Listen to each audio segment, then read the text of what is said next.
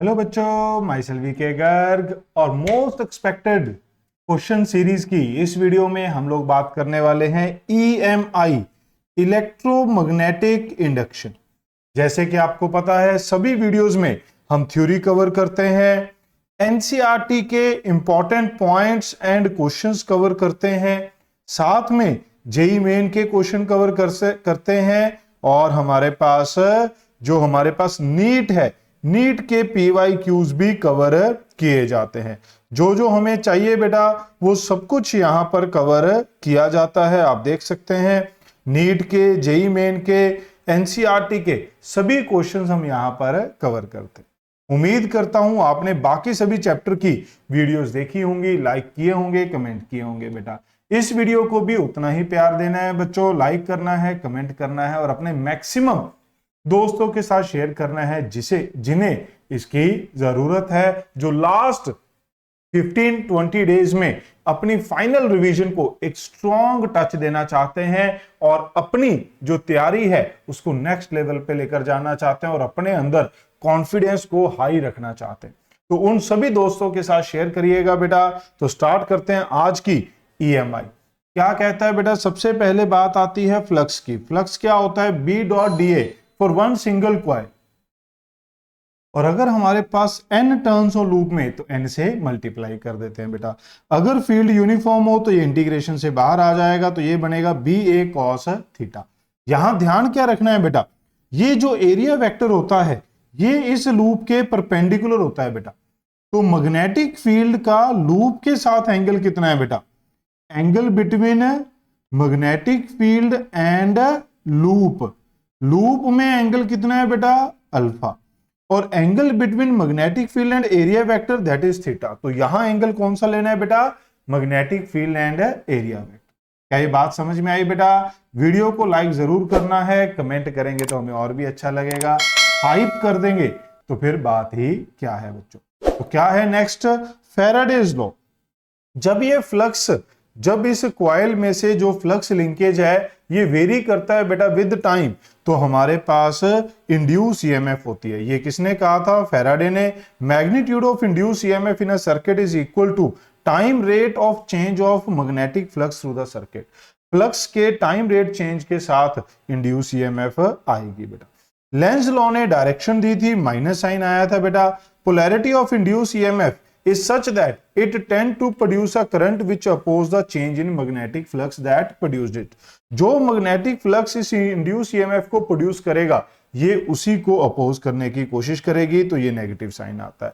ये जो Lenz law है it is in accordance with the law of conservation of energy. Induce EMF आ गई तो करंट क्या होगा बेटा? Induce EMF divide by resistance बच्चों, तो -1/r d∅dt। चार्ज फ्लो क्या हो जाएगा? करंट, ये हमारे पास क्या होता है बेटा? Current into time. तो टाइम को इधर ले जाएंगे तो ये आ जाता है change in flux by time taken. Important बात क्या है? Induce EMF, induce current depend on the rate of flow of charge, rate of change of flux, but charge flow depend on change in flux. यहां पर rate word missing है बेटा। ये change in flux है, ये rate of change in flux है बच्चों। तो ये टाइम पे डिपेंड नहीं करता। यहां पर देखिए गलती हुई है, यहां लिखने में क्या आना था बच्चों? यहां पर आर आना था। क्या आना था? गलती हुई है लिखने पे। ये किस पे डिपेंड नहीं करता बेटा? टाइम पे डिपेंड नहीं करता। स्पेशल केस बच्चों, अगर हमारे पास मैग्नेटिक फील्ड में कोई कॉइल घूम रही हो, है ना, तो फ्लक्स क्या हो जाता है किसी टाइम टी पे? NBA cos omega T. EMF क्या हो जाएगी? NBA, इसको डिफरेंशिएट कर दीजिए बेटा, NBA omega sine omega T. क्या ये बात समझ में आई? पीक वैल्यू में क्वेश्चन आते हैं तो ये क्या बन जाती है? NBA ओमेगा, ये पीक वैल्यू बन जाएगी। Okay, same for AC generator. AC generator में भी यही फॉर्मूला लगता है। जो फ्लक्स एंड ईएमएफ है ये साइन का फंक्शन है, ये कॉस का फंक्शन है बेटा, तो इनमें फेज डिफरेंस कितना आएगा? π/2। दूसरा एक स्पेशल केस है जिसके ऊपर नीट में इन दोनों के ऊपर काफी बार क्वेश्चन पूछे जा चुके। अगर कोई रिंग पड़ी है फील्ड में, ये कॉन्ट्रैक्ट या एक्सपैंड हो रही हो, तो -b dA/dt 2πr dr/dt बेटा, रेट चेंज ऑफ एरिया आ जाएगा। ओके, क्लियर है? अब स्टार्ट करते हैं क्वेश्चंस। फर्स्ट क्वेश्चन में क्या है बेटा? थ्योरेटिकल है, 2023 जेई मेन का। क्या कह रहा है बच्चों हमें, ये कह रहे हैं the moving coil sorry induce EMF can be produced कब, moving coil with uniform speed inside uniform magnetic field. देखिए फ्लक्स होता है N B A cos theta, कब ये फ्लक्स चेंज होगा तभी हमारे पास इंड्यूस ईएमएफ हो सकती है। तो अगर आप मैग्नेटिक फील्ड चेंज करेंगे, एरिया चेंज करेंगे या फिर एंगल चेंज करेंगे। अगर moving coil with uniform magnetic field है, अगर यूनिफॉर्म मैग्नेटिक फील्ड में एक कॉइल मूव कर रही है अगर, तो इसके अक्रॉस जो फ्लक्स है बेटा वो क्या हो गया, कांस्टेंट हो गया। फ्लक्स कांस्टेंट हो गया तो इंड्यूस ईएमएफ क्या हो जाएगी, 0। अब इसने कहा है यूनिफॉर्म स्पीड, अगर ये नॉन यूनिफॉर्म स्पीड होगी तो क्या फर्क पड़ेगा, नो, कोई फर्क नहीं पड़ेगा। जब तक ये फील्ड के अंदर है, फ्लक्स कांस्टेंट है, तो हमारे पास इंड्यूस ईएमएफ 0 है। Moving coil with non uniform speed, ये भी वही आ गया बेटा, इससे भी कोई फर्क नहीं पड़ेगा। Rotating the coil inside the uniform magnetic field, हाँ अगर आप रोटेट करेंगे बेटा, जो हमने पीछे केस देखा वो क्या था, अगर आप इसे रोटेट करोगे तो हमारे पास फ्लक्स चेंज होगा तो ईएमएफ भी इंड्यूस होगी। Changing the area of the coil, yes बेटा ये जो कॉन्ट्रैक्शन वाला था ये एरिया चेंज हो रहा है बच्चों, और यहां पर ये रोटेशन वाला, दोनों ही केस में होंगे। तो क्या आंसर बनेगा, सी एंड डी बेटा। क्लियर है, थर्ड ऑप्शन बन जाएगी। आगे बढ़ते हैं। नेक्स्ट क्वेश्चन में क्या कह रहा है, the magnetic flux linked with the closed circuit of resistance this बेटा varies with time, the induce current क्या होगा। इंड्यूस करंट किस पे डिपेंड करता है, induce EMF divide by resistance. Induce EMF किस पे डिपेंड करती है, रेट चेंज ऑफ फ्लक्स पे बेटा।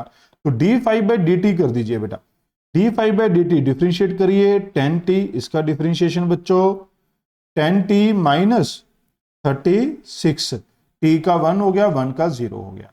कहां पर पूछा है, t2 पे, at t equal to 2 EMF क्या हो जाएगी बेटा, माइनस, ये आ जाएगी 20 माइनस 36, ये आ जाएगी 16 वोल्ट। ये समझ में आया बेटा।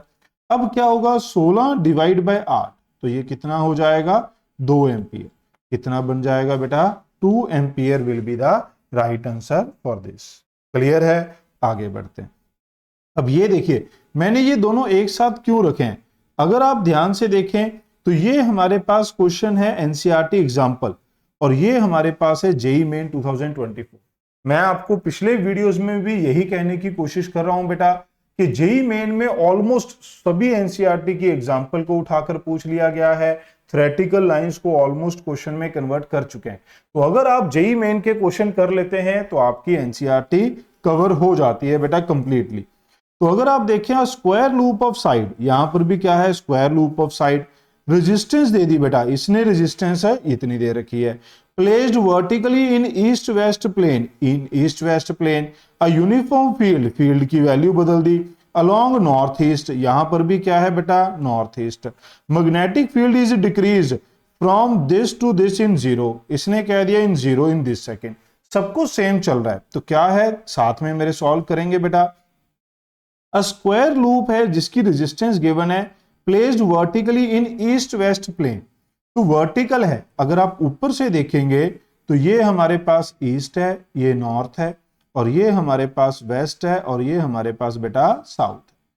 अब कहते हैं uniform field is setup across north east, north east direction कौन सी होती है बेटा, इधर, एंगल कितना हो गया बेटा 45, और ये हमारे पास क्या था, प्लेन था, ये हमारे पास क्या था बेटा, लूप था।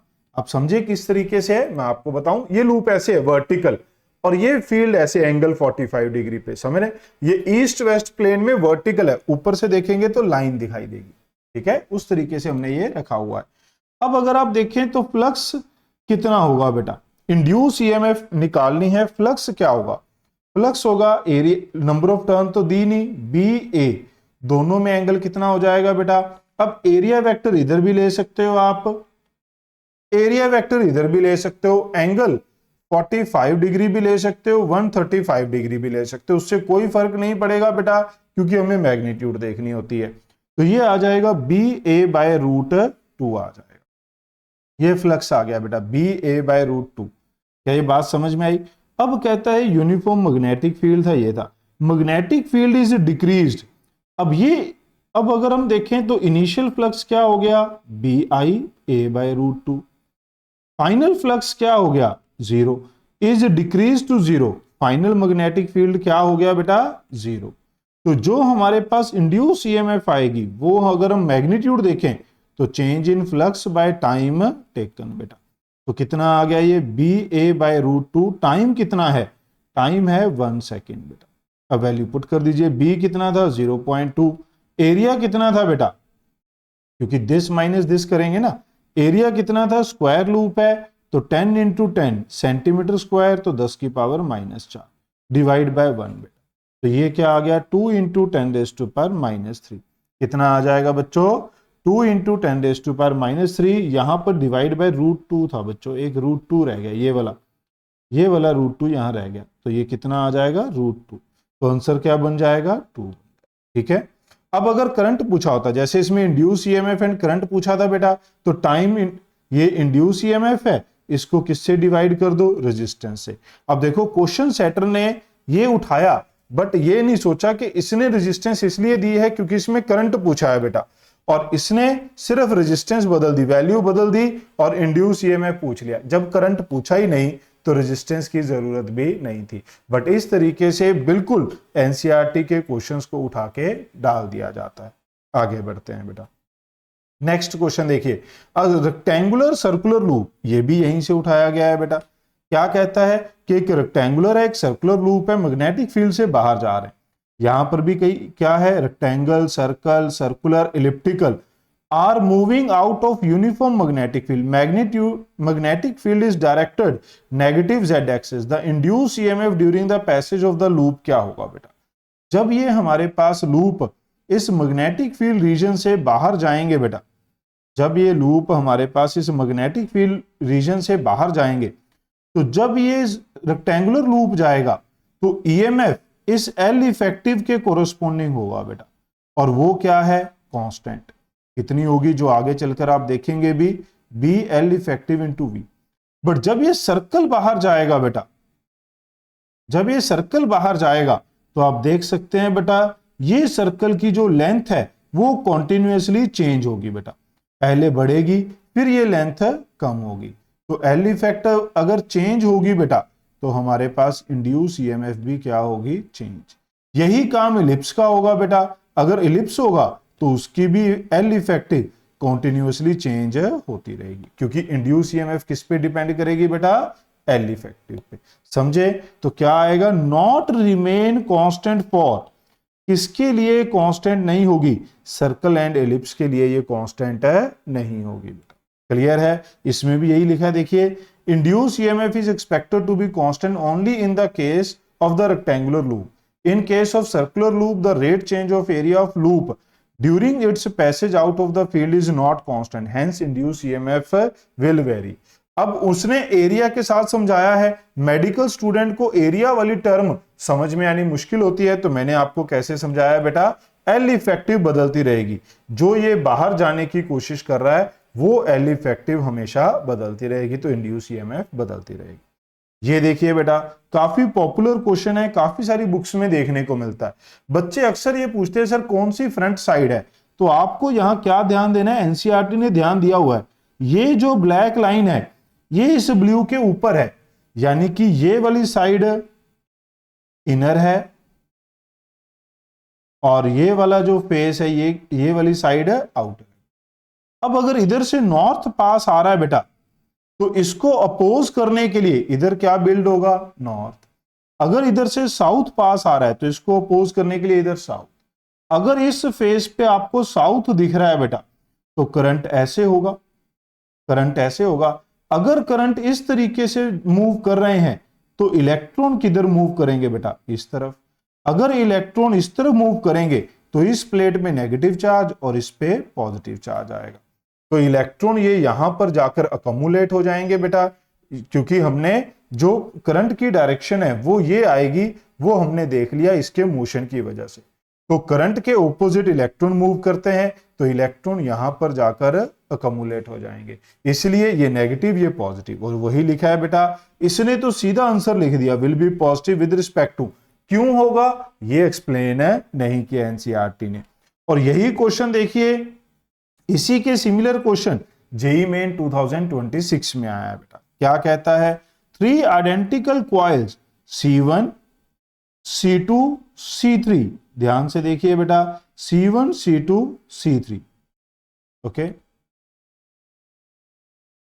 ये मैं एक बार ऐसे बना लेता हूं डायग्राम, फिर बताता हूं आपको। ये ऐसे है बेटा, C1 C2 C3 share the common, C2 is exactly Midway, C1 carries current I anti clockwise direction, C2 इसमें एंटी क्लॉकवाइज है, इसमें क्लॉकवाइज है, and induce current flow through the C2 will be clockwise direction when, C2 में clockwise कब होगा। अब किसी एक डायरेक्शन से तो देखना पड़ेगा बेटा, इसने ये नहीं दिया कहां से, तो मान लो मैं यहां से देख रहा हूं, चाहे इधर से देखिए सेम, चाहे इधर से देखिए बेटा, it would be same. Clear है। तो अब अगर हम देखें बेटा, एंटी क्लॉकवाइज करंट है, ठीक है, हमें जो चाहिए वो क्या चाहिए, एक सेकंड, ये हैंग हो गया। अब अगर हम देखें बेटा, तो हमें कहते हैं C2 में हमें करंट क्लॉकवाइज चाहिए, तो ध्यान से देखिए, C1 move away from C2, C1 move away from C2। अगर C1 दूर जाएगा, पहले ये देखते हैं, एंटी क्लॉकवाइज का मतलब इसको नॉर्थ दिखेगा, इसको साउथ, इधर साउथ दिखेगा, इधर नॉर्थ। अगर इसको ये एंटी क्लॉकवाइज दिख रहा है, नॉर्थ साउथ क्लॉकवाइज दिख रहा है, ये तो पता है ना बेटा आपको। अगर ये हमारे पास क्लॉकवाइज करंट है तो ये साउथ होगा बेटा, और अगर ये करंट एंटी क्लॉकवाइज है बेटा तो ये क्या होगा, नॉर्थ होगा। क्या ये बात समझ में आई। अब देखिए, अब अगर ये दूर जाएगा तो साउथ इससे दूर जाएगा, तो इस पे क्या डेवलप होगा, नॉर्थ। तो नॉर्थ मतलब एंटी क्लॉकवाइज, हमें तो क्लॉकवाइज चाहिए था।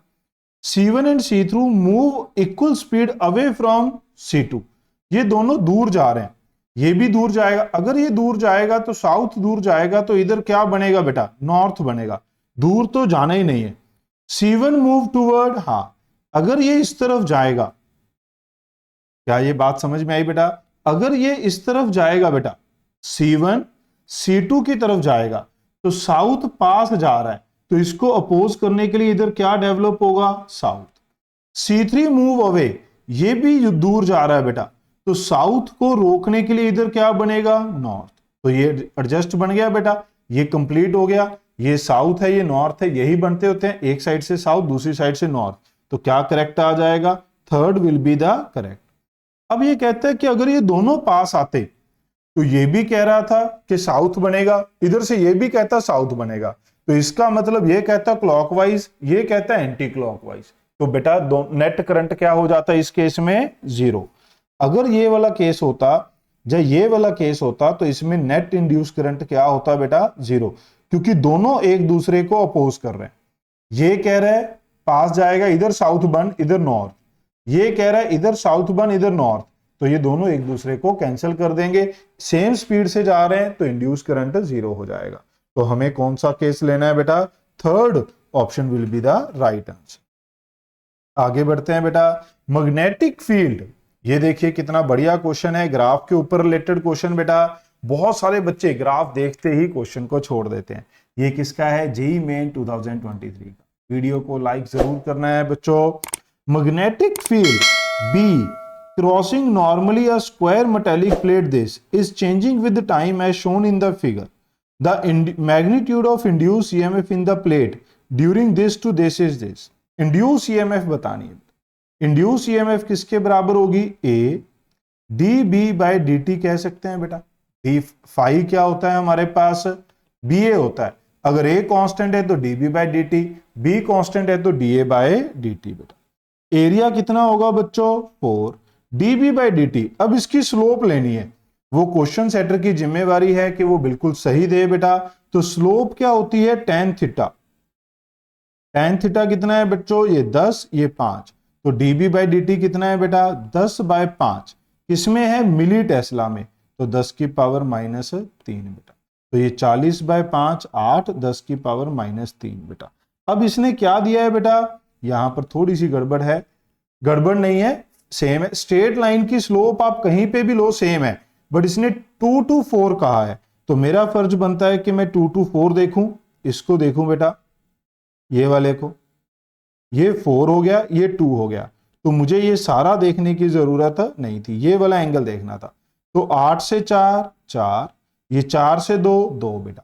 तो आप इसको ऐसे भी लिख सकते हैं, सेम आएगा बेटा। क्यों? क्योंकि स्ट्रेट लाइन है, स्ट्रेट लाइन में फर्क नहीं पड़ता है, स्ट्रेट लाइन में फर्क नहीं पड़ता बेटा। अगर मुझे मैग्नीट्यूड देखनी है तो वो कितनी आ जाएगी, 8 मिली वोल्ट।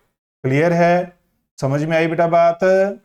नेक्स्ट क्वेश्चन में क्या कह रहा है बेटा, conducting circular loop is placed in this with plane perpendicular to field somehow the radius of loop start expanding। देखिए ये आ गया वही क्वेश्चन बेटा, रेडियस एक्सपेंड कर रहा है, the magnitude of induce EMF in the loop क्या होगी बेटा, at an instant when radius is, क्या फॉर्मूला था बच्चों, इंड्यूस ईएमएफ। अब मैग्नेटिक फील्ड कांस्टेंट है बेटा, तो डीए बाई डी ए होता है पाई आर स्क्वायर, तो जब आप इसको डीए करते हैं तो ये आ जाता है 2 pi are D by D R. D R को उधर ले जाइए, डी टी से डिवाइड कर दीजिए बेटा, तो ये बन जाता है 2 pi R D r by D t. इसलिए हमने वहां रिजल्ट क्या लिखा था बच्चों, 2 pi R D r by D t. बहुत इंपॉर्टेंट क्वेश्चन है, काफी बार ये कंपटीशन में देखा जाता है। बस अब आपको वैल्यू पुट करनी है बेटा। इंड्यूस ईएमएफ कितनी होगी ये पूछिए, कभी कभार इंड्यूस ईएमएफ दे देता है, आर पूछ लेता है, D r by D T पूछ लेता है। तो यहां पर मैग्नेटिक फील्ड कितना है, हमें मैग्नीट्यूड देखनी है बेटा, हमें क्या देखनी है, मैग्नीट्यूड ऑफ इंड्यूस ईएमएफ बच्चों। तो यहां पर साइन की जरूरत नहीं है, तो मैग्नेटिक फील्ड कितना है 0.4, 2 पाई आर कितना है बच्चों, radius of the loop 2 centimetre, और d r by D t कितना है बच्चों 1 mm पर सेकेंड, तो 10⁻³ d r by D t कितना है बच्चों 1 mm पर सेकेंड, तो ये आ गया 10⁻³ समझ आया। तो ये कितना हो गया, देखिए 4 इंटू 4 16, 1.6 पाई इंटू 10 की पावर -5। क्या ये बात समझ में आ गई बेटा सबको, क्लियर है। तो अगर आप देखें तो इसको आप 16 पाई 10⁻⁻6 वोल्ट लिख सकते हैं। अब 16 इंटू 3.14 ये अप्रोक्सीमेटली कितना होता है बेटा 50, तो ये हमारे पास कितना बन जाएगा 50 माइक्रोवोल्ट। ये याद रखना है बेटा, 2-3 क्वेश्चन है, 32 पाई क्या हो जाता है 100, 16 पाई क्या हो जाता है 50। ओके क्लियर है, आगे बढ़ते हैं बेटा। नेक्स्ट क्वेश्चन देखिए कितना जबरदस्त है, जोर लगेगा। अगर आप इसको देखें तो लेंथ कितनी बड़ी है क्वेश्चन की, जब आप इसे सॉल्व करेंगे तो टाइम भी इतना ही इसको लगेगा बेटा। क्या कह रहा है, an induced copper wire is wrapped, turn दे दी बेटा, number of turn, wrapped around a wooden cylindrical core of cross sectional area, this area दे दिया बेटा, two ends of the wire are connected to a resistor, total resistance ये है बेटा, externally applied uniform field in the core along the axis changes from this in one direction to in opposite direction। ये देखिए बेटा, एक direction से दूसरी direction में चेंज हो गया। चार्ज फ्लो बताना है, क्या बताना है बेटा, चार्ज फ्लो। चार्ज फ्लो किस पे डिपेंड करता है, change in flux by time taken. अब अगर आप देखें, अगर आप इनिशियल डायरेक्शन को NBA cos 0 लेते हैं बेटा, तो फाइनल फ्लक्स को आपको क्या लेना पड़ेगा, NBA cos 180 डिग्री। क्या ये मेरी बात समझ में आई बेटा आपको, ठीक है। अलोंग द एक्सेस था, magnetic field in the core is along its axis, ये कोर है मान लो, ये मैग्नेटिक फील्ड था। अब मैंने पहले इधर था मैग्नेटिक फील्ड, बाद में इधर कर दिया बेटा, तो हमारे पास एंगल क्या हो जाएगा 0 का 180। अब जब आप चेंज इन फ्लक्स देखेंगे तो ये हो जाता है -2 NBA। जब मैग्नीट्यूड देखी जाए तो आप इसको क्या लिख सकते हैं बेटा 2 NBA बाय R। यहां पर देखिए मैंने फिर T लिख दिया बेटा, ये R होता है, क्या होता है बच्चों, ये R होता है। ओके, आपको भी ध्यान रखना है कहीं ये गलती ना हो जाए। क्या ये बात समझ में आई बेटा, ये हमारे पास NBA है, और ये हमारे पास -n भी है। जब इन दोनों को माइनस करेंगे तो कुछ ऐसा बन जाएगा। वैल्यू पुट करेंगे बेटा, 2 इंटू 100, मैग्नेटिक फील्ड कितना है बच्चों 1.5, एरिया कितना है 24, डिवाइड बाय रेजिस्टेंस कितनी है बेटा 12। अगर आप इसको कट कर दें 2, तो ये कितना आ जाएगा बेटा 2 इंटू 1.5, 3 इंटू 2 6 इंटू 10⁻⁻², तो ये कितना बन जाएगा 60 इंटू -3 कूलम, 60 मिली कूलम। तो ध्यान देना है बच्चों आपको, ये वाला क्वेश्चन, ये वाला केस भी काफी पॉपुलर होता है जिसमें फील्ड चेंज इट्स डायरेक्शन। तो फ्लक्स चेंज इन फ्लक्स क्या हो जाता है 2NBA हो जाता है बेटा। ठीक है, आगे बढ़ेंगे। ये 2026 का जबरदस्त क्वेश्चन, कोई भी बच्चा इसे ट्राई करना चाहेगा बेटा वीडियो को पॉज करिए, फटाफट से ट्राई करिए। बहुत ही जबरदस्त क्वेश्चन है। कहता है सपोज अ लॉन्ग सोलेनॉइड, यहां पर मैग्नेटिज्म और EMI दोनों एक साथ लग रहे हैं बेटा। Long solenoid of radius this having number of turn per unit length, ये भी दे दिया, ये भी दे दिया, ये भी दे दिया बेटा। कैरीज अ करंट दे दिया बेटा, ओमेगा दे दिया। A circular conducting loop of radius 1, इसका कितना रेडियस है 2, सोलेनॉइड का रेडियस 2 है और कॉइल का रेडियस 1 है। कोएक्सियली है, ठीक है, तो कॉइल छोटी हो गई, अंदर होगी। स्पीड इतनी से जा रही है v। RMS current through the loop, loop में से करंट बताना है। इज इंसर्टेड 10 सेंटीमीटर इनसाइड बेटा, टोटल लेंथ कितनी थी इसकी 100 सेंटीमीटर, तो it is well inside the loop बेटा। सोलेनॉइड के बहुत अंदर है, ये 10 सेंटीमीटर अंदर है, तो ये सोलेनॉइड के काफी अंदर है, माना जाएगा बेटा। क्लियर है, आइडियल सोलेनॉइड मान के चलेंगे क्योंकि रेडियस बहुत छोटा है लेंथ के कंपैरेटिवली, इसलिए सोलेनॉइड इज आइडियल बेटा। अब जब ये 10 सेंटीमीटर अंदर है, 15 सेंटीमीटर, 20 सेंटीमीटर, कितना भी हो, तो ये हमारे पास इनसाइड ही माना जाएगा। तो inside the loop, inside the solenoid magnetic field क्या होता है बच्चों μ0 Ni, है ना। तो फ्लक्स क्या हो जाएगा, इस कंडक्टिंग लूप के कोई नंबर ऑफ टर्न गिवन थी आपको, नहीं गिवन थी, तो ये आ जाएगा B सोलेनॉइड की वजह से into area of the coil बेटा। क्या ये मेरी बात समझ रहे हैं, तो ये बन गया μ0 N, I कितना है बच्चों 10 साइन ओमेगा टी, और एरिया ऑफ द कॉइल कितना है बेटा, एरिया πr²। क्या ये बात समझ में आई। अब हमें EMF देखनी है, तो इसको डिफरेंशिएट कर दो बेटा, इसे क्या कर दो डिफरेंशिएट कर दो, तो क्या हो जाएगा -10 μ0 N πRC² sign omega T का डिफरेंशिएशन बेटा ओमेगा कॉस ओमेगा टी। अब हमें करंट देखना है बच्चों, तो मुझे क्या चाहिए आरएमएस करंट, तो मुझे क्या चाहिए बेटा RMS value, RMS value by R. RMS value क्या होती है peak value by √2r। Peak value कितनी है, ये कॉस का जो मल्टीप्लायर है वो पीक वैल्यू है बच्चों। क्या ये बात समझ में आई, साइन का डिफरेंशिएशन कर दिया, ये ईएमएफ बन गई। जो कॉस का फंक्शन होगा आगे मल्टीप्लायर होगा, ये पीक वैल्यू है। पीक वैल्यू कितनी है बेटा 10 μ0 N πRC² omega by √2r। अब आपको इसमें वैल्यू पुट करनी पड़ेगी, जो एक बड़ा मेहनत वाला काम है बेटा। तो मेरा साथ दीजिए, इंड्यूस करंट EMF 10, अगर आप यहां पर देखें तो यहां पर हमारे पास μ0 इंटू पाई है, तो μ0 हमारे पास होता है बेटा 4 पाई इंटू 10⁻⁻⁷, साथ में एक पाई और आ गया।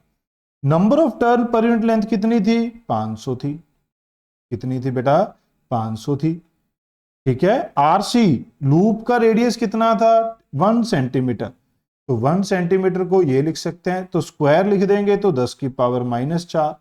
ओमेगा कितना था बेटा 1000, ओमेगा कितना था 1000 डिवाइड बाय √2 इंटू आर कितना था बेटा रेजिस्टेंस, रेजिस्टेंस दी होगी कहीं, ये रही 10 ओम बेटा। बस वैल्यू पुट कर दीजिए, मेरा साथ देंगे बेटा। देखिए ये 3 दो 5 और एक ये 6 बेटा, और ये ऊपर कितनी है 11।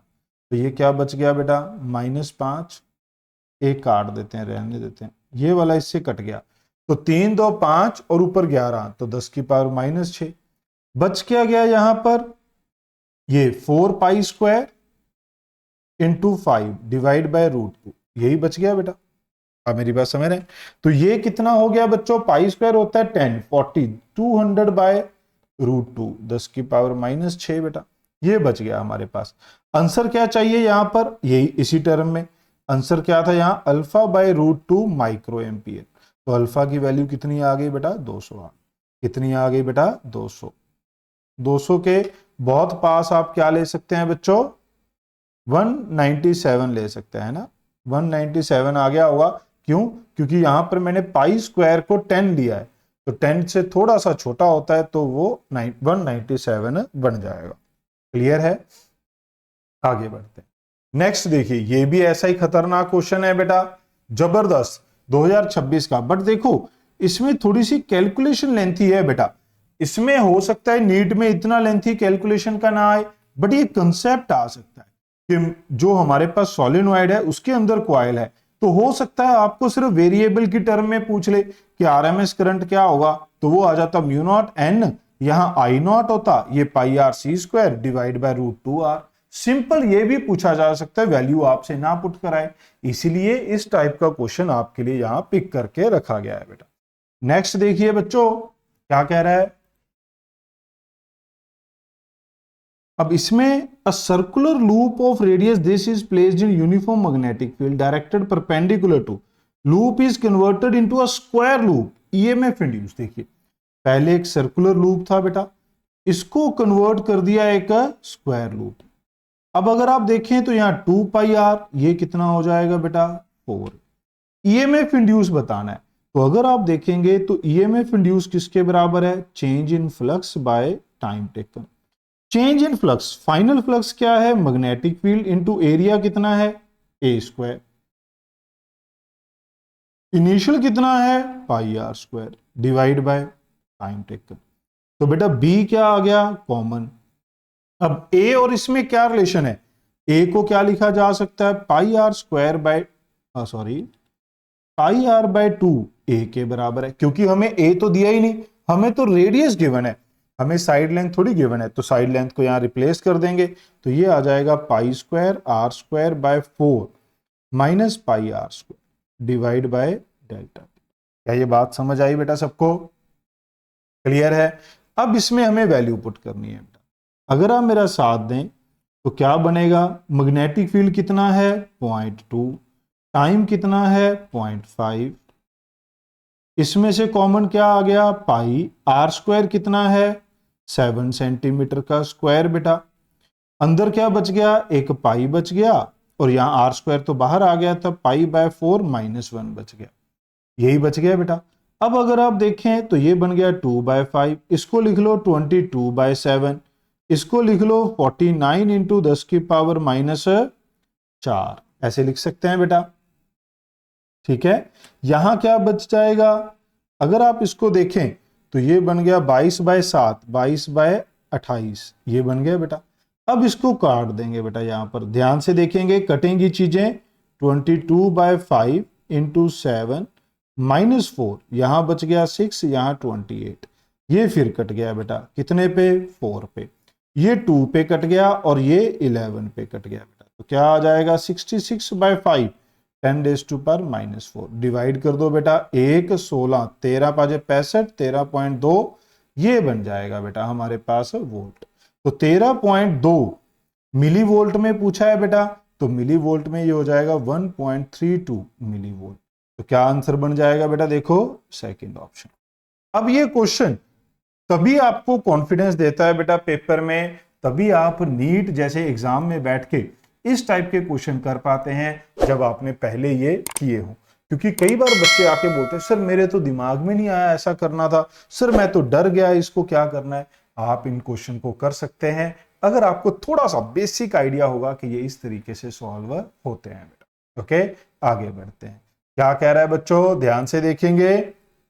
Next, a square loop PQRS having 10 turns, area resistance is slowly and uniformly pulling out of uniform magnetic field. Work done in pulling.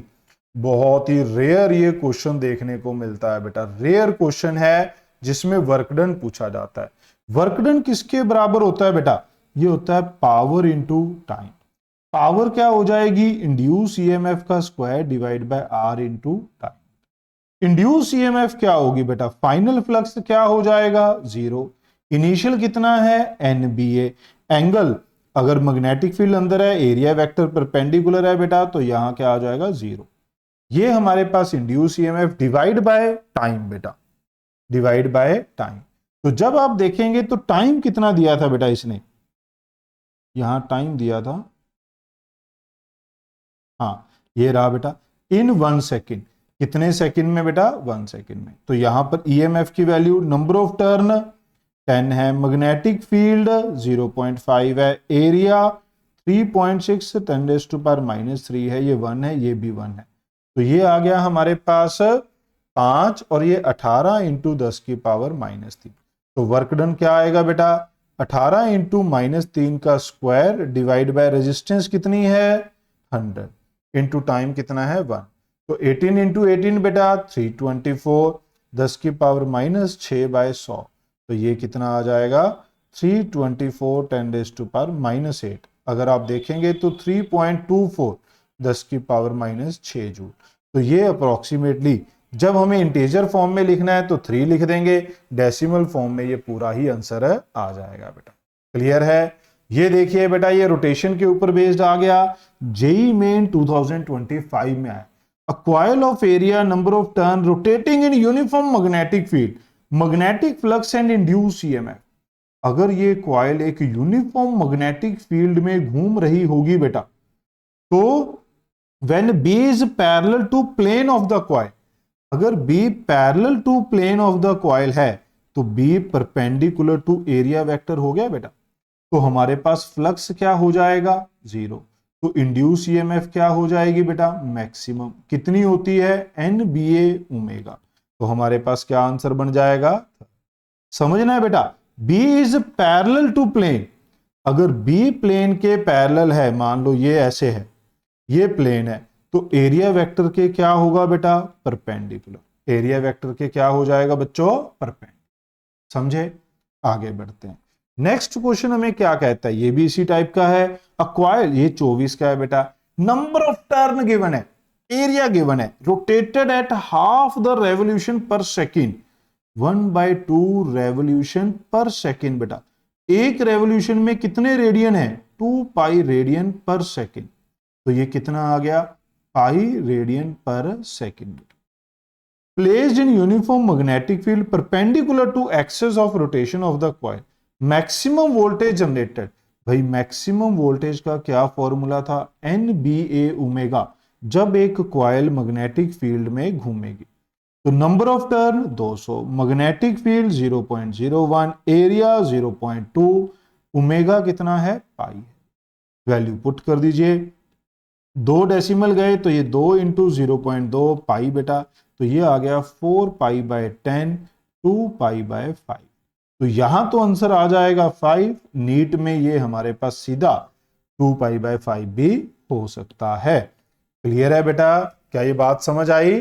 तो आपको इन चीजों का ध्यान रखना है बेटा। मैक्सिमम इंड्यूस ईएमएफ, बहुत सारे क्वेश्चन है, सभी क्वेश्चन में आपको यहां दिखा नहीं सकता बेटा, लिमिटेड टाइम में हमें मैक्सिमम चीजें कवर करनी है। तो बट आपको ये याद रखना है कि ये क्वेश्चन काफी पॉपुलर है। इसमें एसी जनरेटर वर्ड भी ऐड किया जा सकता है। इस क्वेश्चन में क्या वर्ड ऐड किया जा सकता है? AC generator. Answer will B same बेटा। ठीक है, इसमें क्या ऐड किया जा सकता है? AC generator. आगे बढ़ते हैं। नेक्स्ट आता है मोशनल ईएमएफ बेटा। जब हमारे पास कोई कंडक्टर बेटा यूनिफॉर्म मैग्नेटिक फील्ड में मूव करता है such that it cuts magnetic field lines, तो ये मैग्नेट, इसमें एक इंड्यूस ईएमएफ होगी। जब BVL तीनों परपेंडिकुलर होंगे तो इंड्यूस ईएमएफ क्या होगी बेटा? BVL। और कौन सी साइड पॉजिटिव होगी बेटा? कौन सी साइड पॉजिटिव होगी? V क्रॉस B की डायरेक्शन पॉजिटिव होगी। अगर आप यहां पर देखेंगे ये V है, अंदर B है, V क्रॉस B करेंगे तो इधर थंब आएगा बेटा, तो ये वाला एंड क्या होगा, पॉजिटिव एंड होगा और ये वाला एंड नेगेटिव होगा। तो A क्या बन जाएगा, पॉजिटिव, और B क्या बन जाएगा, नेगेटिव बेटा। अगर हमारे पास लूप इररेगुलर हो तो हमारे पास ये किस पे डिपेंड करता है, L इफेक्टिव पे बेटा। क्लियर है। अगर लूप इररेगुलर है बट यूनिफॉर्म फील्ड में के अंदर है, it is completely inside the field, तो इंड्यूस ईएमएफ क्या होगी, 0। वहीं अगर ये एक रॉड घूम रही हो यूनिफॉर्म मैग्नेटिक फील्ड में बेटा, तो ईएमएफ क्या हो जाती है, half V omega L square. अब भाई B V L था, V को क्या लिख सकते हैं, ओमेगा L। तो बेटा ये याद रखना आसान है कि स्क्वायर किसका करना है, बस V को ओमेगा L रख दो तो पता चल गया L स्क्वायर है। काफी सारे बच्चे B ओमेगा स्क्वायर L लगा रहे होते हैं, तो आपको इस बात का ध्यान रखना होगा। ये एक्सेस और वन एंड के बीच में है बेटा, एक्सेस और वन एंड के बीच में ये लेंथ L है। वहीं अगर हमारे पास ये A पॉइंट का डिस्टेंस RA हो और B पॉइंट का डिस्टेंस RB हो, तो ये हमारे पास क्या हो जाएगा बेटा, इन दोनों में क्या आ जाएगा, half B omega R square minus RA square minus RB square. कौन सा हाई पोटेंशियल पे है, अब अगर ये ऐसे घूम रहा है बेटा तो स्पीड इधर होगी बेटा, तो V क्रॉस B इधर आ जाएगा, V क्रॉस B इधर आ जाएगा। तो इसका मतलब ये वाला टर्मिनल पॉजिटिव होगा और इस तरफ वाला टर्मिनल नेगेटिव होगा। तो A का पोटेंशियल हाई, B का पोटेंशियल लो। अगर ये नीचे की तरफ ऐसे घूम रहा होता तो B का हाई, A का लो। तो ये आपको पता होना चाहिए। हमने ब्रीफ थ्योरी यहां पर कवर की है जो लास्ट के 15 या 20 दिन में बच्चा रिवाइज करता है, क्योंकि ज्यादातर चीजें उसने पढ़ रखी होती हैं, बस अब उसे रिवीजन करनी होती है। ये क्वेश्चन फिर वही आ गया बेटा जो एनसीईआरटी का हमने ऊपर देखा था। एक metallic wire loop is moving out when the loop is partially inside this. कैसा लूप है बेटा, रेक्टेंगुलर है। स्क्वायर और रेक्टेंगुलर लूप के लिए हमने क्या बताया था, इंड्यूस ईएमएफ क्या होती है, कांस्टेंट। याद आया बेटा जब हमने बात करी थी, जब ये स्क्वायर लूप बाहर जाएगा तो यहां पर जो एल इफेक्टिव है वो क्या रहती है, सेम। तो बी वी एल इफेक्टिव बेटा, इसलिए ये इंड्यूस ईएमएफ क्या रहेगी, कांस्टेंट रहेगी। स्पीड क्या है बेटा, कांस्टेंट। अगर यहां पर स्पीड वेरिंग होती तो इंड्यूस ईएमएफ भी वेरी करती, क्योंकि it is proportional to speed बेटा। तो इस केस में क्या आ जाएगा, कांस्टेंट। उसमें किसके साथ हमने कंपेयर किया था बेटा, सर्कल के साथ, सर्कल इलिप्स के साथ कंपेयर किया था ना। एल इफेक्टिव चेंज हो रहा है तो इंड्यूस ईएमएफ बदलेगी। एनसीईआरटी की एग्जांपल भी दिखाई थी आपको।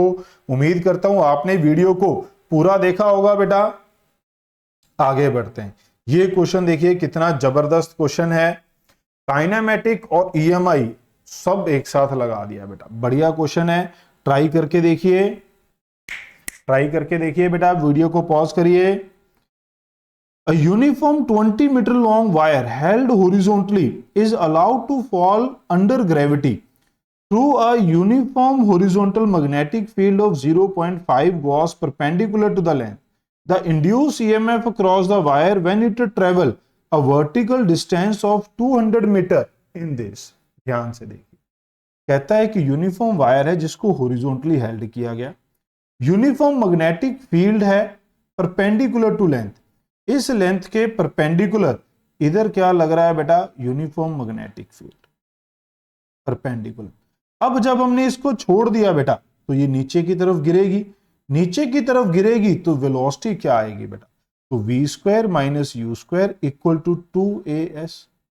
अब ये हमारे पास जी दे दिया बेटा, फॉल अंडर द ग्रेविटी। तो यहां पर देखिए ये इनिशियली 0 है, 2 एक्सेलरेशन हो गया 10। कितना डिस्टेंस गिरी बेटा, when it travel vertical distance 200 metre. तो अगर आप मेरा साथ देंगे तो ये आ जाएगा √4000। ये v की वैल्यू है 20√10। ओके, अब इंड्यूस ईएमएफ किस पे डिपेंड करती है बेटा, BVL पे। B कितना है, 0.5 गॉस। इसका एक और कारण है सिलेक्ट करने का, गॉस बेटा। गॉस को कन्वर्ट करेंगे, 1 gauss equal to 10⁻⁻4 tesla. Okay बेटा, स्पीड कितनी है 20√10, लेंथ कितनी है बच्चों 20 मीटर। क्या ये मेरी बात समझ में आई? तो ये 20 × 0.5 10 × 20 200√10 बेटा। इंटू 10⁻⁻⁴, आप इसे 20√10 मिली वोल्ट लिख सकते हैं, क्योंकि हमें आंसर किसमें चाहिए था, मिली वोल्ट। तो क्या आ जाएगा, first option will be the right answer for this question बेटा। ओके, ये क्वेश्चन देखिए, सारे एक से एक बढ़िया से बढ़िया क्वेश्चन आप लोगों के लिए लेकर आए हैं बेटा, बढ़िया से बढ़िया क्वेश्चन लेकर आए हैं आपके लिए, ठीक है। ये देखिए कितना प्यारा क्वेश्चन है। अब इस क्वेश्चन में दो क्वेश्चन छिपे हैं। पहला तो इसने जो पूछा है कि इंड्यूस ईएमएफ क्या होगी, potential difference between higher and lower potential, पूरा बताऊंगा आपको। दूसरा क्वेश्चन ये आ सकता है कि इनमें से कौन सा एज, कौन सा फेस जो है वो हाई पोटेंशियल पे होगा और कौन सा लो पे। अब अगर आप देखिए तो कहता है कि मेटल क्यूब है, साइड लेंथ गिवन है, moving along y axis with uniform velocity 2 metre पर second in a region uniform magnetic field directed along z axis, कितना है 0.5 टेस्ला। पोटेंशियल डिफरेंस बताना है। तो जब मैंने कहा था इंड्यूस ईएमएफ, तो मैंने कहा था ये तीनों आपस में क्या होते हैं बेटा, परपेंडिकुलर होते हैं। तो V किधर है, Y के अलोंग, B किधर है, Z के अलोंग। तो लेंथ किसके अलोंग होनी चाहिए बेटा, ये Z है, ये Y है, तो ये हमारे पास क्या होना चाहिए बेटा, ये X के अलोंग होना चाहिए। तो X के अलोंग लेंथ ये वाली हो जाएगी। क्या ये पता चला बेटा? तो कितना आ जाएगा, ये तो क्यूब है, अगर ये क्यूबॉइड होता बेटा, ये लेंथ अलग होती, ये अलग होती, ये अलग होती, तब आपको डिसाइड करना पड़ता कि आपको कौन सी लेंथ लेनी है। क्या ये बात समझ में आ गई सबको, क्लियर है? B कितना है 0.5, वेलोसिटी कितनी है 2, लेंथ कितनी है 15 सेंटीमीटर। तो ध्यान से देखिए बेटा, जो क्वेश्चन आपको टफ लग रहा था वो उतना भी टफ नहीं है। 30 सेकंड में इस क्वेश्चन का आंसर बन गया बेटा। अब बात है कि कौन सा एंड हाई पोटेंशियल पे है, तो आपको क्या करना पड़ेगा, V क्रॉस B, तो J cross K is I, तो V क्रॉस B इधर होगा बेटा। अगर V क्रॉस B इधर है तो ये वाला एंड क्या होगा बेटा, हाई पोटेंशियल पे, और ये वाला फेस किस पे होगा बेटा, लो पोटेंशियल पे। तो ये भी आपको पता होना चाहिए, वो नेमिंग कर सकता है A B C D E F G, कौन सा फेस हाई पोटेंशियल पे होगा, कौन सा लो पे। तो ये एडिशनल बात भी आपको पता होनी चाहिए, समझे बेटा? तो वीडियो को लाइक जरूर करना है बच्चों, सपोर्ट करिए ना यार, है ना। इतनी प्यारी प्यारी, इतने बढ़िया बढ़िया क्वेश्चन वाली वीडियोस आपको दे रहे हैं, जो जो आप रिक्वेस्ट कर रहे हैं, बट वो मजा नहीं आ रहा, वो सपोर्ट नहीं मिल रही, वो लाइक्स नहीं मिल रहे हैं। तो लाइक करिए बेटा। आगे बढ़ते हैं। कहता है स्क्वायर लूप है, देखिए कितना बढ़िया क्वेश्चन है, देखते ऐसा लगेगा यार छोड़ दें क्या इसको, नहीं। कांस्टेंट स्पीड के साथ जा रहा है, 50 सेंटीमीटर इस रीजन की लेंथ है, t0 पे ये एंटर करता है। 10 सेकंड के बाद ये जो फेस है इसका, ये कितना अंदर चला जाएगा बेटा, 20 सेंटीमीटर चला जाएगा, क्योंकि distance travelled velocity into time 10 into 2 into 10। अब अगर ये 20 सेंटीमीटर है, इसकी विड्थ कितनी है 15, तो ये वाला फेस कितना हो गया 5 सेंटीमीटर अंदर। तो यानी कि ये पूरा का पूरा लूप क्या हो गया, फील्ड के अंदर। अगर ये पूरा लूप फील्ड के अंदर है बेटा, तो इंड्यूस ईएमएफ क्या हो जाएगी बच्चों, 0 हो जाएगी। As loop is completely inside, इसका मतलब बेटा फ्लक्स क्या हो जाएगा, कांस्टेंट, तो इंड्यूस ईएमएफ क्या हो जाएगी बच्चों, 0। तो देखिए कितना बेहतरीन क्वेश्चन है जेईई मेन 2024 का।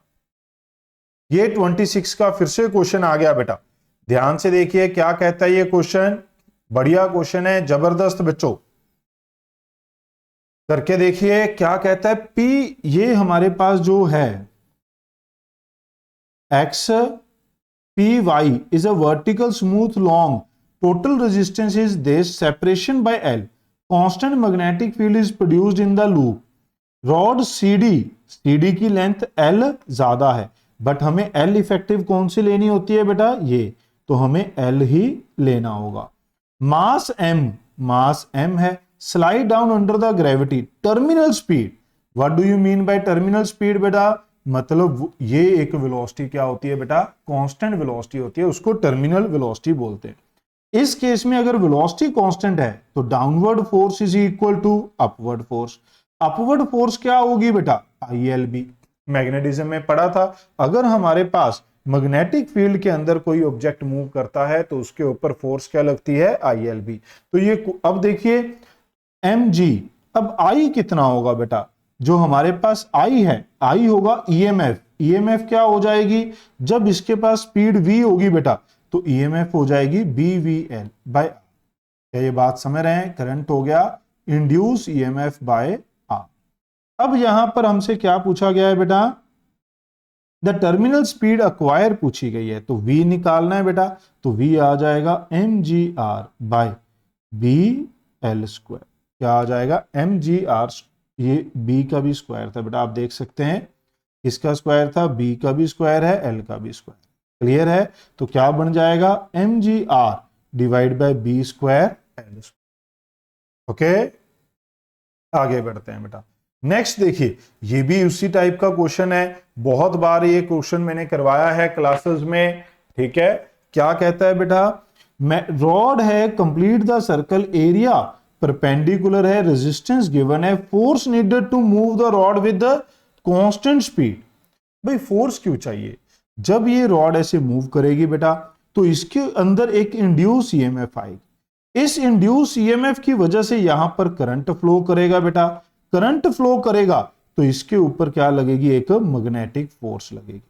मैग्नेटिक फोर्स कितनी लगेगी बच्चों, BIL। अब ये मैग्नेटिक फोर्स V के ओपोजिट है, ओपोजिट टू V। ये क्या है बेटा, ओपोजिट टू V। अगर ये ओपोजिट टू V है तो ये स्पीड को कम करेगा। अगर मुझे स्पीड को कांस्टेंट रखना है तो नेट फोर्स क्या होनी चाहिए बच्चों, 0 होनी चाहिए। नेट फोर्स 0 तो मुझे एक्सटर्नल फोर्स क्या लगानी पड़ेगी बेटा, इसका मतलब external force should be equal and opposite to magnetic force. तो ये कितनी होनी चाहिए बेटा, external force should be equal to BIL। अब हमसे क्या पूछा है, यही पूछा था फोर्स नीडेड बेटा।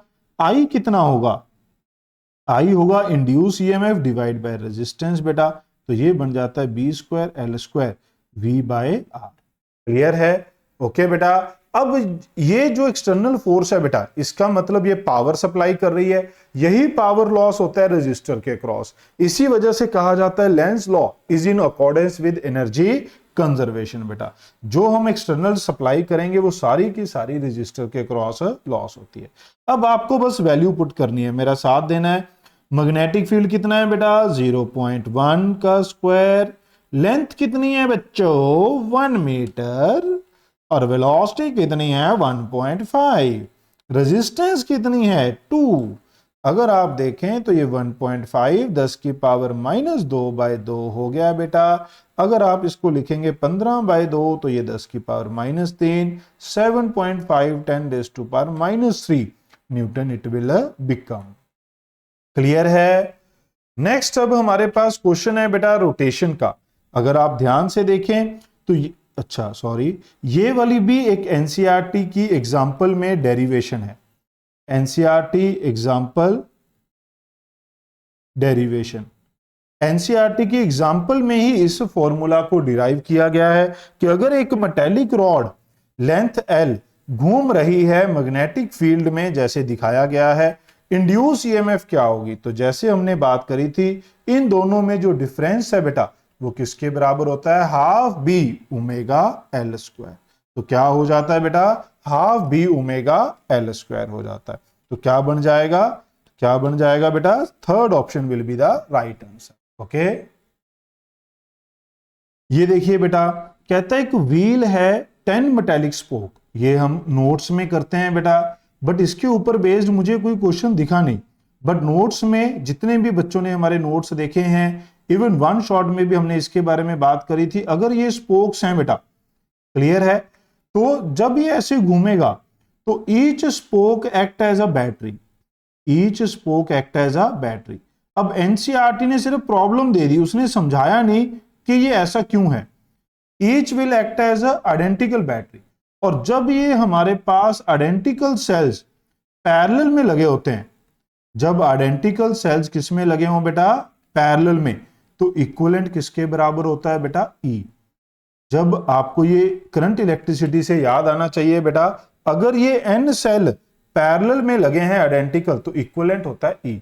तो ये जो सारी स्पोक्स होती हैं बेटा, ये सारी हमारे पास आइडेंटिकल घूम रही हैं, तो इंड्यूस ईएमएफ क्या आता है बेटा?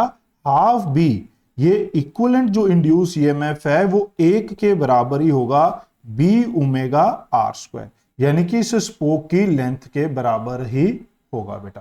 तो क्योंकि E equivalent is equal to E all spokes act in a parallel, क्योंकि देख रहे हो ना दोनों के दोनों एंड जुड़े हुए हैं बेटा, दोनों एंड जुड़े हुए हैं, तो ये पैरेलल में। अब आपको सिंपल यहां वैल्यू पुट करनी थी, आंसर आ जाना था। और साथ में यहां मेंशन किया है number of spoke is immaterial.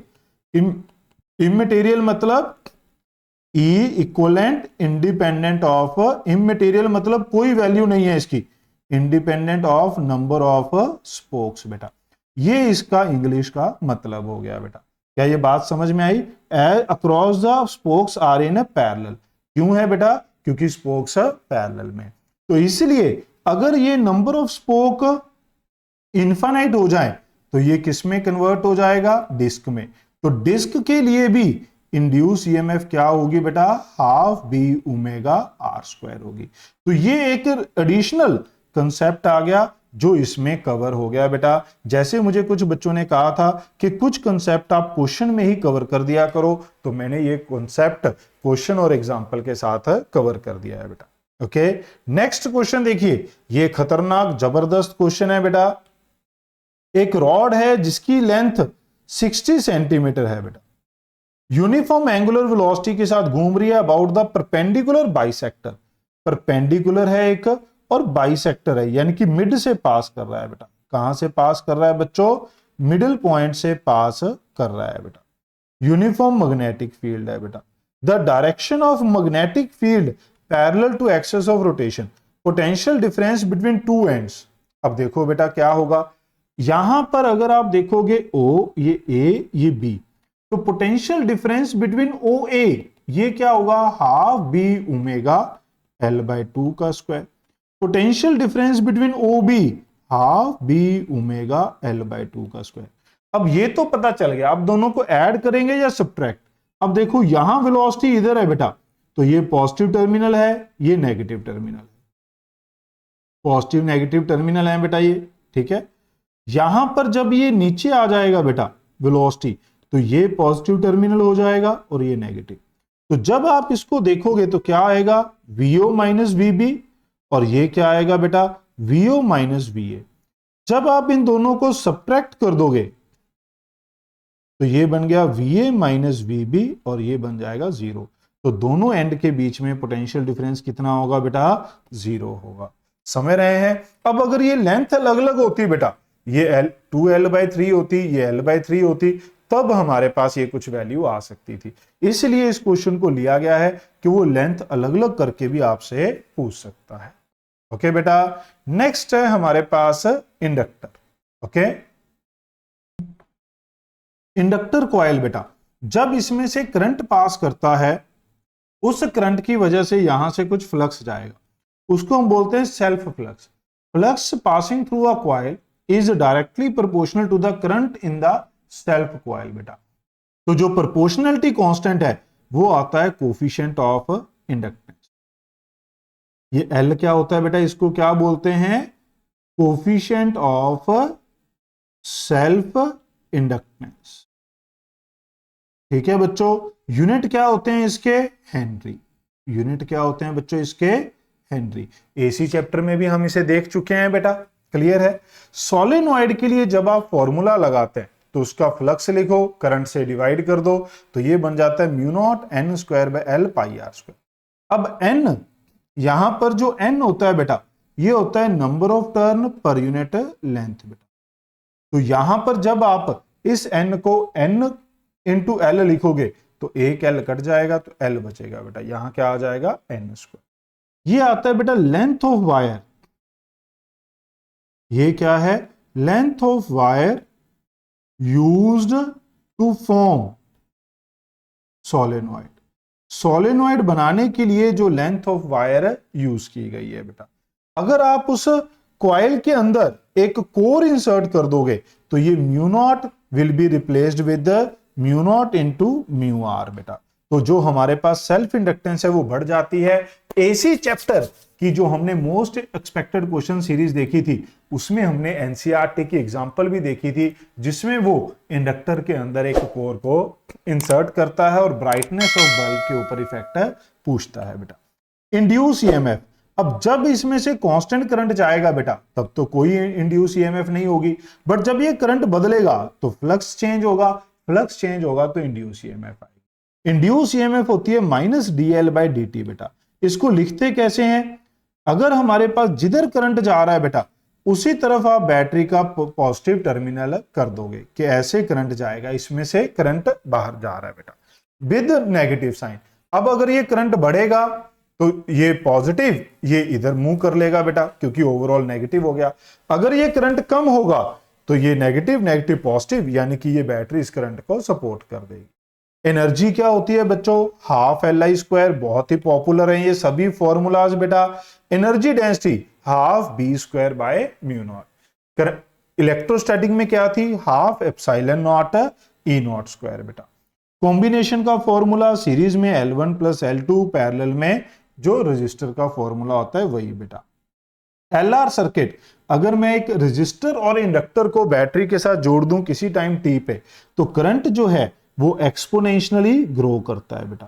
Current कैसे ग्रो करता है बच्चों, एक्सपोनेंशियली ग्रो करता है। बट अब इनके ऊपर कोई ज्यादा क्वेश्चन नीट में नहीं मिलते इसलिए हमने यहां पर कोई ज्यादा जोर नहीं दिया है, ठीक है। एक टाइम कांस्टेंट में ये फिर भी अगर आप करना चाहते हैं तो वन शॉट वीडियो में ये कवर्ड है बेटा, पूरी डिटेल में कवर्ड है। ये होता है हमारे पास टाइम कांस्टेंट। मेन बात ये है कि इसकी जो यूनिट है वो सेकंड होती है, टाइम की यूनिट इसकी होती है बेटा। क्यों, क्योंकि एक्सपोनेंशियल एक डायमेंशनलेस क्वांटिटी है तो ये एक डायमेंशनलेस टर्म बनेगी। T0 पे inductor act as open circuit, सबसे ज्यादा जरूरी क्या है ये दो पॉइंट, और T इंफिनिटी पे inductor act as short circuit.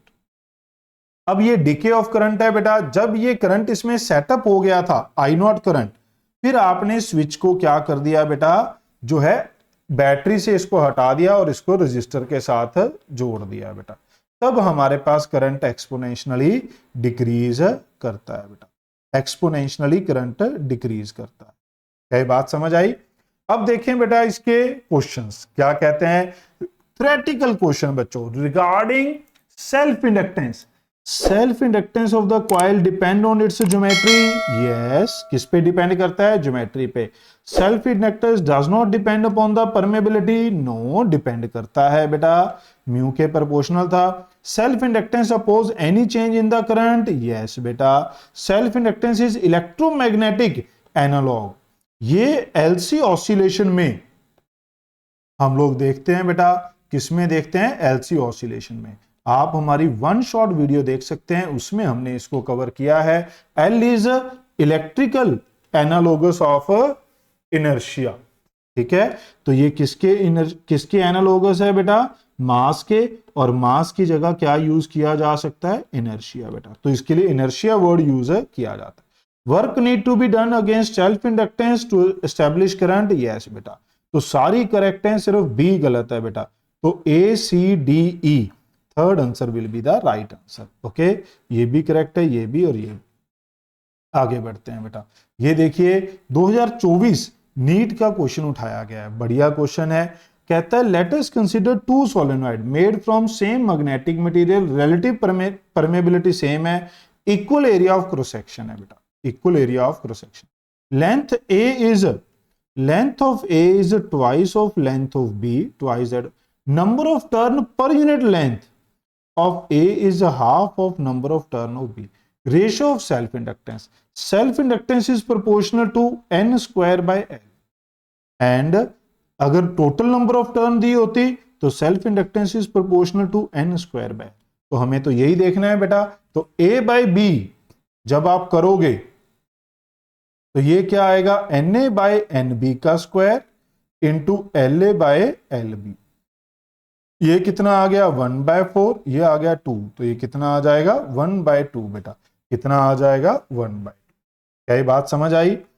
फिर देखिए बेटा द कॉइल करंट चेंजेस, इसके ऊपर ज्यादातर आसान क्वेश्चन ही आते हैं बेटा, जेई मेन में भी और नीट में भी बेटा। A coil current changes from this in this induce EMF self inductance बेटा, बस आपको फॉर्मूला याद होना चाहिए कि इंड्यूस ईएमएफ का सेल्फ इंडक्टेंस के साथ रिलेशन क्या है। ये 1 है, एल पूछ लिया, करंट चेंज 2 टू -2 टू 2 बेटा, डिवाइड बाय टाइम कितना है 0.2, तो ये आ गया 0.1 0.2 डिवाइड बाय 4, तो ये आ जाएगा हमारे पास, ये बन गया बेटा 2 इंटू 10 की पावर -2 बाय 4 एल बेटा, तो ये हमारे पास 20 बाय 4 10 की पावर -3, तो ये आ जाएगा 5 मिली हेनरी। ठीक है, ये कितना आ जाएगा 5 मिली हेनरी। अब कभी कभार वो एल दे देगा, ई पूछ लेगा, ई और एल दे देगा तो डी बाई डी टी पूछ लेगा। बहुत सारे क्वेश्चन आपको इसी फॉर्मूला पे मिल जाते हैं। नेक्स्ट देखिए जेई मेन के दो बेहतरीन क्वेश्चन, एक ये और एक ये है जेई मेन 2025 का क्वेश्चन। मैं उम्मीद करता हूं बच्चों वीडियो को लाइक कर दिया होगा आपने। क्या है इसमें बेहतरीन, in the given circuit sliding contact is pulled outward, ये इधर जा रहा है बेटा, इससे क्या फर्क पड़ेगा, current changes at the rate. इसने ये कहा कि डी बाई डी टी 8 है, इसने ये नहीं कहा इंक्रीज और डिक्रीज, इसने ये मेंशन नहीं किया बेटा, और ये बहुत जरूरी है हमें पता होना, तभी क्वेश्चन सॉल्व होगा बेटा। अब सोचना यही था, तो ये इंपॉर्टेंस क्यों है, वेरी इंपॉर्टेंट। अगर ये स्लाइडर बाहर जाएगा बेटा तो रेजिस्टेंस इंक्रीज होगी, स्लाइडर मूव आउटवर्ड, ये आर इंक्रीज होगा, अगर आर इंक्रीज होगा तो करंट क्या होगा बेटा, डिक्रीज होगा, इसलिए यहां पर बेटा साइन क्या आएगा, माइनस आएगा, इसीलिए ये हमारे पास इंपॉर्टेंट है। अब अगर आप, मैंने जैसे कहा था करंट जिधर जा रहा है एक बार उस तरफ बैटरी लगा दो बेटा, केवीएल लगाओ, तो केवीएल क्या कहेगा 12 प्लस ई कितना है dl by D T, L D by D T minus I R equal to 0, 12 माइनस एल कितना है 3, डी बाई डी टी कितना है बेटा -8, फर्क पड़ा ना, देखो माइनस है तो इससे फर्क पड़ जाएगा। करंट रेजिस्टेंस पूछी है, रेजिस्टेंस हमें गिवन है, करंट पूछा है बेटा इक्वल टू 0, तो ये आ गया 12 प्लस 24 इक्वल टू 12 आई, तो आई कितना आ जाएगा बच्चों 3 है। क्या ये बात समझ में आई बेटा आपको, क्लियर है, उम्मीद करता हूं ये समझ में आया होगा। बढ़िया क्वेश्चन है बेटा, क्या इसमें इंपॉर्टेंस था, ये वाला पॉइंट। ओके आगे बढ़ते हैं। नेक्स्ट बेटा ये नीट 2025 का क्वेश्चन, ये भी इसी पैटर्न के ऊपर है, ए से बी।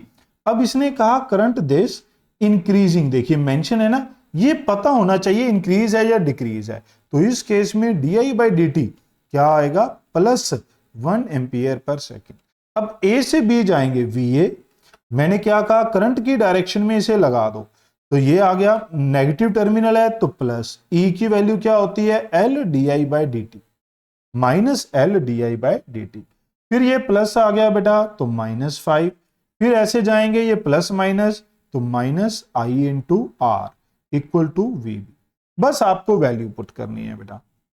वीए एल कितना है बच्चों, एल है 1 और डी बाई डी टी भी 1 है, -5 करंट कितना है 2 वी बी बेटा, तो ये वीए माइनस वी बी, ये उधर जाएगा 1, ये +5 + 4, ये कितना आ जाएगा बेटा 10, तो क्या आंसर बन जाएगा बच्चों 10 वोल्ट।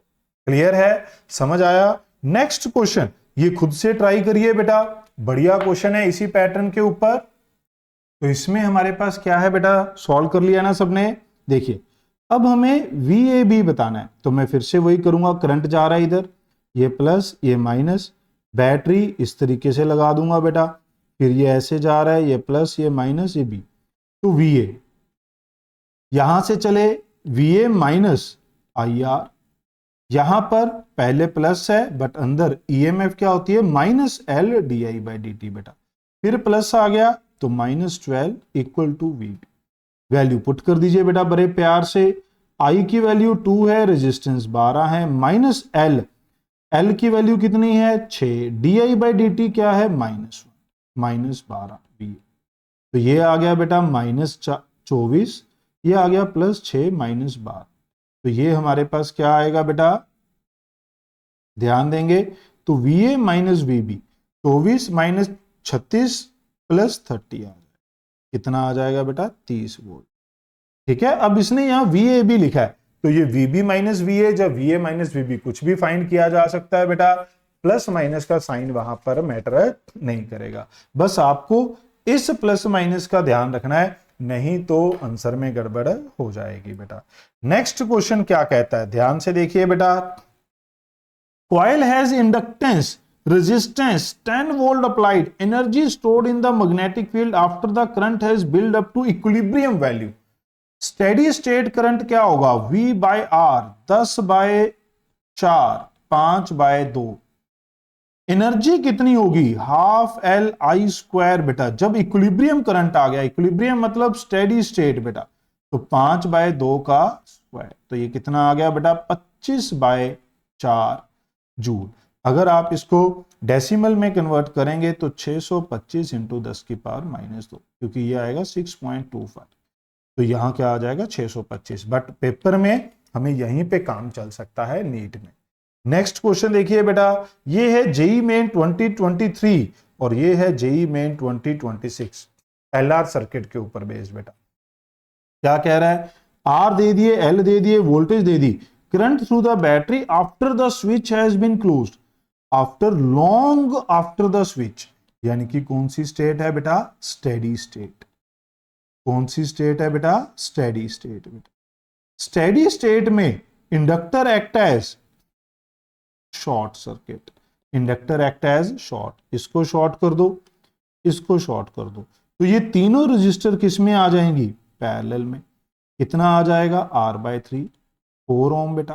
तो करंट थ्रू द बैटरी पूछा था, बैटरी की इंटरनल रेजिस्टेंस तो नहीं दी बेटा, तो करंट क्या आ जाएगा 12/R=4 3 एम्पियर। कितना छोटा ये क्वेश्चन है, आप देख रहे हैं डायग्राम देख के बच्चों को लगता है यार पता नहीं इसमें क्या क्या करवाएगा, but it is a very easy question. ऐसे ही है ये जेईई मेन 2026 का क्वेश्चन बेटा, इसमें पूछा है रेजिस्टेंस दिए हैं, इंडक्टर दिए हैं, reading of ammeter at the moment switch is turn on, just switch turn on बेटा, तो जो इंडक्टर है it act as a open circuit. अगर ये ओपन सर्किट हो गया बच्चों तो यहां से कोई करंट नहीं जाएगा, इसको काट देंगे, यहां से भी कोई करंट नहीं जाएगा, इसको भी काट देंगे, तो सिर्फ और सिर्फ क्या बचा ये 9 ओम। ठीक है, इंटरनल रेजिस्टेंस इस बैटरी की नहीं गिवन, तो करंट क्या आ गया 9/9 1 एम्पियर बेटा। तो ये एमीटर क्या मेजर करेगा बेटा 1 एम्पियर मेजर करेगा, आंसर आ गया। देखिए है ना 10-20 सेकंड के क्वेश्चन, डायग्राम देख के कई बार डर लगता है बेटा। नेक्स्ट है म्यूचुअल इंडक्टेंस बच्चों। म्यूचुअल इंडक्टेंस सेल्फ इंडक्टेंस होता है जब अपनी ही कॉइल के करंट की वजह से अपनी ही उसी कॉइल में फ्लक्स लिखा जाए। म्यूचुअल होता है जब एक कॉइल में करंट और दूसरी पास वाली कॉइल में फ्लक्स लिखते हैं। तो flux in 2 due to current in 1, तो ये क्या आ जाएगा E2 - M di1/dt। क्लियर है, ये आ जाएगा E1 - M di/dt। तो ये flux in 2 due to current in 1, flux in 1 due to current in 2। जब आप इसको डिफरेंशिएट कर देंगे तो ये EMF, जब आप 2 में EMF लिखेंगे तो बेटा जब 1 में लिखना था तो 1 में करंट था तो वो सेल्फ इंडक्टेंस था, अब 2 में लिखना है करंट चेंज 1 में है, 1 में लिखना है करंट चेंज 2 में है, तो इसलिए क्या लग गया यहां म्यूचुअल इंडक्टेंस। अगर 2 कॉइल दिए हों तो इस K को क्या बोलते हैं बेटा कपलिंग फैक्टर। कपलिंग फैक्टर किस पे डिपेंड करता है बेटा, depend on orientation. One short video इसकी देख लेनी है बेटा अगर आपको कपलिंग फैक्टर याद ना आ रहा हो तो। ये 2 कॉइल के लिए है, अगर 2 कॉइल हमें दिए हों इसके ऊपर भी एक आधी बार क्वेश्चन आ चुका है बेटा। फिर आता है 2 कोएक्सियल सोलेनॉइड के लिए। ये 2 सोलेनॉइड है बेटा अपने सिलेबस में, दोनों की लेंथ बराबर है, तो ये R1। यहां पर ध्यान देना है ये कौन सा रेडियस है बेटा, स्मॉलर का रेडियस है, ये कौन सा है बेटा, स्मॉलर, आप देख सकते हैं बड़े का रेडियस R2 है। इसीलिए ये फॉर्मूला मैंने एनसीईआरटी से उठा के लिखा है, कॉपी पे भी लिखा होता है, बट बच्चे का ट्रस्ट बनता है जब वो एनसीईआरटी का फॉर्मूला देख लेता है। दोनों की number of turn per unit length same है, रेडियस एरिया कौन सा लेना है, हमेशा स्मॉलर का, चाहे यहां पर M12 लिखो चाहे M21 लिखो, दोनों के केस में एरिया हमेशा स्मॉलर का है। ऐसे ही यहां पर एक बड़ा लूप है बेटा, उसके अंदर एक छोटा लूप रखा गया मच स्मॉलर, तो इसके लिए फ्लक्स लिखोगे, कैसे लिखोगे, म्यूचुअल इंडक्टेंस, बड़े की वजह से फील्ड बेटा, फिर छोटे में फ्लक्स लिख दोगे, फील्ड इनटू एरिया। अब यहां पर फील्ड यूनिफॉर्म इसी वजह से लिया गया है, तो ये जो फील्ड है वो यूनिफॉर्म कंसीडर किया जा सकता है, इसलिए हमने एरिया से मल्टीप्लाई कर दिया। तो ये हमारे पास म्यूचुअल इंडक्टेंस बन जाती है बेटा। इसमें इंपॉर्टेंट है स्मॉलर का जो डायमेंशन है उसका स्क्वायर और बड़े वाले की डायमेंशन का इनवर्स का। ठीक है बेटा, शुरू करते हैं। क्या है देखिए, पहला ही क्वेश्चन, बहुत सारे बच्चे ये डाउट लेकर आते हैं, two coil have mutual inductance, current changes in first coil according to, I1 दे दिया बेटा I0 sine omega t, mutual inductance 0.002, I0 omega दे दिया, maximum value of EMF in second coil, तो ये क्या होगी M di1/dt। जब आप इसका डिफरेंशिएशन करोगे तो ये आएगा ओमेगा बाहर cos ओमेगा टी, cos को छोड़ दो तो ये वैल्यू क्या आएगी बेटा, मैक्सिमम, तो M I0 ओमेगा बेटा वैल्यू पुट कर दो। M कितना है 2 इंटू 10⁻³ करंट I0 कितना है 5, ओमेगा कितना है बेटा 50 पाई। अब अगर आप इसको देखें तो ये 10 आ गया, तो ये कितना आ गया 50 पाई इंटू 10⁻⁻2 बेटा, तो ये आ जाएगा π/2 वोल्ट। तो यहां पर π/अल्फा है बेटा, तो अल्फा की वैल्यू क्या आ जाएगी 2 आ जाएगी, समझे बेटा, तो बट ये आंसर आ जाएगा। तो ये काफी इंपॉर्टेंट है, इसको आपको समझना है बेटा। फिर ये देखिए जेई मेन 2025 का क्वेश्चन कहता है दो consider I1 I2 are the simultaneously current in दो both coil, self inductance mutual inductance बता दिया बेटा, value of induce EMF in coil 1 कहां से उठाया गया बेटा, डायरेक्ट एनसीईआरटी की लाइन से उठाया गया।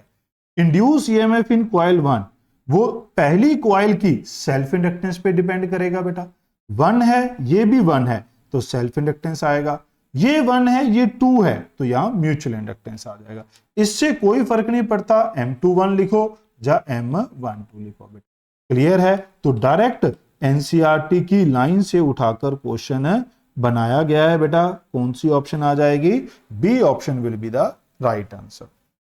नेक्स्ट क्वेश्चन बच्चों क्या कहता है हमारे पास, two concentric circular coil of radius this and this turn this and this placed coaxially with the centre coincide. अब देखो एक का रेडियस क्या है बेटा, बहुत बड़ा है, एक का रेडियस क्या है बेटा बहुत बड़ा है, और दूसरी का रेडियस देखो बी का रेडियस बेटा 1 centimetre, it is much smaller than A. Mutual inductance किस पे डिपेंड करती थी, बड़े वाले की वजह से फ्लक्स लिख लो, बिग की वजह से फ्लक्स क्या आएगा μ0/2 n1 I1 divide by radius क्या है a। फ्लक्स किस में से लिखेंगे, स्मॉलर में से, बिग का magnetic field area of smaller, तो μ0/2 n1, यहां पर क्या लग जाएगा साथ में नंबर ऑफ टर्न लग जाएंगे बेटा, क्योंकि नंबर ऑफ टर्न गिवन है ना, तो यहां पर साथ में क्या लग जाएगा number of turn in smaller, तो n1 n2 divide by a pi b square, और बाहर क्या चला गया करंट, तो जब ये फाई है ये करंट है तो ये क्या हो जाएगी बेटा म्यूचुअल इंडक्टेंस। तो जो हमने पीछे फॉर्मूला लिखा था बस अब उसमें क्या लग गई बेटा, नंबर ऑफ टर्न्स लग गई, क्या लग गई बेटा साथ में नंबर ऑफ टर्न है, तो अभी भी ये b² a के प्रोपोर्शनल, वैल्यू पुट कर दो बेटा 2 पाई 10⁻⁻7, नंबर ऑफ टर्न पहले में कितनी है 10, दूसरे में 200, पाई b कितना है 1 सेंटीमीटर का स्क्वायर बेटा, और a कितना है 1000 सेंटीमीटर। क्या ये बात समझ में आई बेटा, अगर आप यहां पर इसको सॉल्व करेंगे तो ये बन जाएगा 4 इंटू 10⁻⁻6, क्लियर है, क्योंकि जो पाई स्क्वायर है उसको 10 का 10 लिख देंगे बेटा, तो ये कितना आ जाता है 4 आ। Last question of this video बेटा, अगर आप ध्यान से देखें, अब बाहर स्क्वायर है, अंदर आर है, तो हमने क्या कहा था, mutual inductance is proportional to अंदर वाली डायमेंशन का स्क्वायर और बाहर वाली की डायमेंशन का इनवर्स। तो पहले तो ये देखो कि आर स्क्वायर बाय एल किस किस में है, इसमें नहीं है, इसमें नहीं है, बचे सिर्फ ये दो बेटा। अब हमें सॉल्व करना पड़ेगा, पता चले एक ही हो बेटा। कभी कभार ऐसा होता है कि सिर्फ इस चीज को चेक करके ही हमारे पास आंसर आ जाता है, कभी कभार ऐसा होता है ना, तो आपको ध्यान रखना है। तो मैग्नेटिक फील्ड स्क्वायर की वजह से, मैग्नेटिक फील्ड एक साइड की वजह से mu naught by 4 pi, current I divide by, अगर मैं सेंटर पे मैग्नेटिक फील्ड लिखूंगा, सेंटर पे मैग्नेटिक फील्ड लिखूंगा बेटा, तो ये एंगल 45 और ये लेंथ l/2, तो l/2 ये आ गया साइन 45 प्लस साइन 45। क्या ये बात समझ में आई बेटा आपको? क्लियर है? तो यहां पर आप क्या आ जाएगा, देखिए 4, ये 2 ऊपर चला जाएगा, 8 म्यू नॉट आई बाय 4 पाई, मैं इसको ऐसे ही रख लेता हूं, यहां 1/√2 प्लस 1/√2 √2 आ जाएगा। ये पता चला बेटा, ये मैग्नेटिक फील्ड आ गया। तो फ्लक्स कितना हो जाएगा बच्चों? फ्लक्स हो जाएगा मैग्नेटिक फील्ड इनटू अंदर एरिया। तो अगर आप ध्यान से देखें, इसको काट देते हैं, ये 2, तो ये बच गया 2√2 म्यू नॉट बाय पाई, अंदर आ गया पाई आर स्क्वायर, और करंट को हम बाहर ले गए बेटा, क्योंकि करंट को बाहर ले जाएंगे तो ये म्यूचुअल इंडक्टेंस बन जाएगा, ये कट जाएगा बेटा हमारे पास। ठीक है, ये हमारे पास यहां पर लेंथ एल भी थी, तो ये हमारे पास पाई से पाई कट गया, तो क्या बच गया 2√2 mu naught R square by L. क्या ये बात समझ में आई बेटा? तो क्या आंसर बन जाएगा? Third option. क्लियर है? क्योंकि पाई जो होता है वो किसके बराबर होता है बेटा? एम आई के। तो यहां पर आई को हटा देंगे तो this whole quantity will act as M बेटा। क्या ये बात समझ में आई? ये हमारे पास एम की तरह काम करेगी। तो एम हमारे पास कितना बन गया बेटा? ये। उम्मीद करता हूं सभी क्वेश्चन के सॉल्यूशन समझ में आए होंगे, और आपको समझ में आने के साथ साथ सभी क्वेश्चन के लिए कॉन्फिडेंस भी आया होगा कि हाँ यार कितने बढ़िया क्वेश्चन है। आपको सभी क्वेश्चन पसंद आए हों, सॉल्यूशन समझ में आए हों बेटा, तो वीडियो को लाइक जरूर करिएगा। उम्मीद करते हैं कि इस वीडियो में से या इस सीरीज में से आपको नीट में काफी सारे क्वेश्चन देखने को मिल जाएंगे।